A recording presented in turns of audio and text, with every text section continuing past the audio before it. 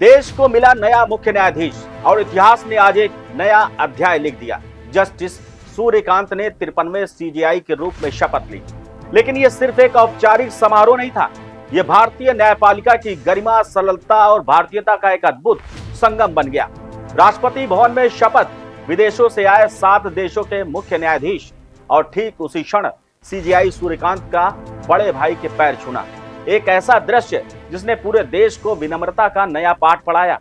कौन है जस्टिस सूर्यकांत और कैसा रहा उनका सफर और क्यों उनका कार्यकाल न्यायपालिका के लिए ऐतिहासिक मोड़ माना जा रहा है। आइए शुरू करते हैं आज की ये बड़ी खबर। मैं सुनील चतुर्वेदी और आप देख रहे हैं नेशन नाउ समाचार। देश के 53वें मुख्य न्यायाधीश बने जस्टिस सूर्यकांत सोमवार सुबह राष्ट्रपति भवन में हुए भव्य समारोह में राष्ट्रपति द्रौपदी मुर्मू ने उन्हें पद की शपथ दिलाई। शपथ के तुरंत बाद जस्टिस सूर्यकांत ने मंच से उतरकर अपने बड़े भाई के पैर छुए और इस दृश्य ने पूरे हॉल में भावनात्मक माहौल बना दिया।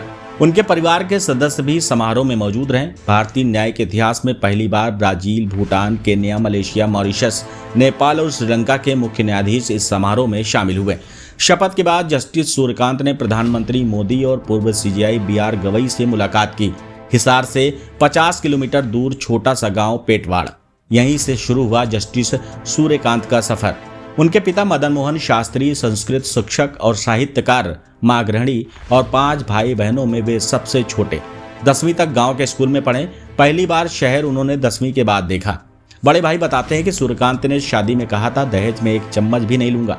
गांव से जुड़ाव आज भी उतना ही गहरा है।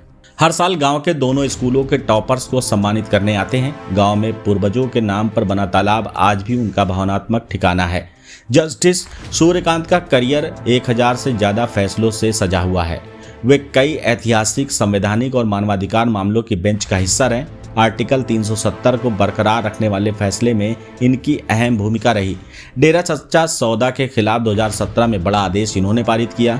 राजद्रोह कानून को स्थगित करवाने वाली बेंच के ये हिस्सा बने रहे। सुप्रीम कोर्ट बार एसोसिएशन में 1/3 सीट महिलाओं के लिए रिजर्व करने का निर्देश भी इनके द्वारा जारी किया गया।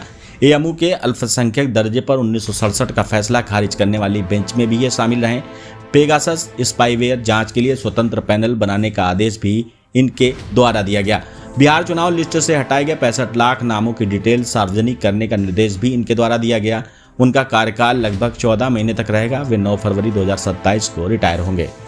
गांव की गलियों से सुप्रीम कोर्ट के सर्वोच्च पद तक जस्टिस सूर्यकांत की कहानी सिर्फ उपलब्धियों की लिस्ट नहीं, बल्कि भारतीय न्याय व्यवस्था में नई ऊर्जा, नई सोच और नई संवेदनशीलता का प्रतीक है। आज देश को एक ऐसा सीजेआई मिला है जो परंपरा को सम्मान देता है, आधुनिकता को समझता है और न्याय को सर्वोपरि मानता है। अब निगाहें उनके 14 महीने के कार्यकाल पर होगी, जहां उनसे बड़ी उम्मीदें भी हैं और बड़े फैसलों की प्रतीक्षा भी।